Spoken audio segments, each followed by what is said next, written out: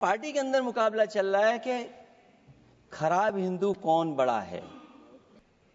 अध्यक्ष महोदय, वो अपना राष्ट्रीय अध्यक्ष नहीं चुन पाए अभी तक।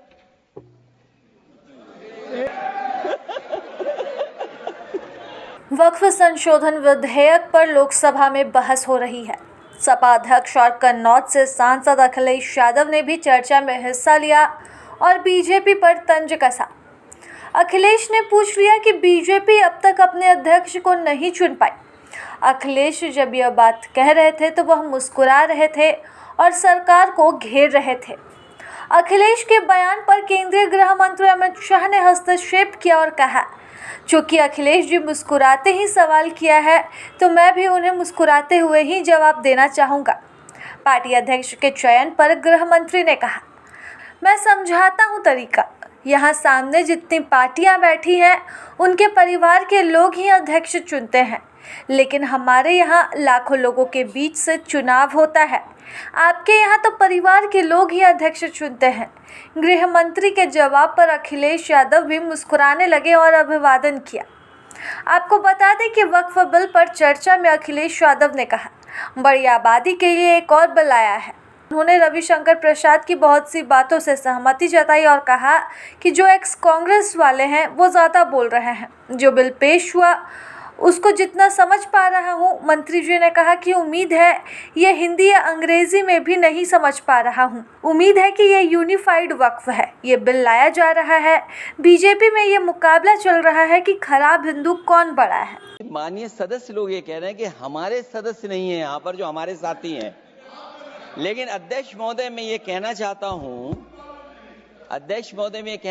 हूँ, ये जो बिल लाया जा रहा है, भारतीय जनता पार्टी में एक मुकाबला चल रहा है। भारतीय जनता पार्टी के अंदर मुकाबला चल रहा है कि खराब हिंदू कौन बड़ा है।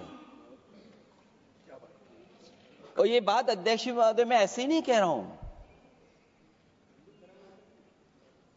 जो पार्टी ये कहती हो कि दुनिया की सबसे बड़ी पार्टी है, अध्यक्ष महोदय वो अपना राष्ट्रीय अध्यक्ष नहीं चुन पाए अभी तक। अध्यक्ष महोदय भारतीय जनता पार्टी क्या है?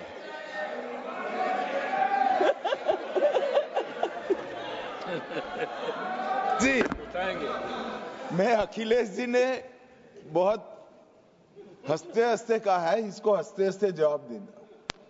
इस सामने जितनी पार्टियां हैं उनका राष्ट्रीय अध्यक्ष उन 5 लोगों को ही चुनना है परिवार के। हमें माननीय अध्यक्ष जी करोड़ों सदस्यों में से 12-13 करोड़ सदस्य प्रक्रिया कर चुनना है तो देर लगती है। आपके यहाँ जरा भी देर नहीं लगेगी। मैं कह देता हूं अभी 25 साल तक आप अध्यक्ष हो जाओ, नहीं बदल सकता।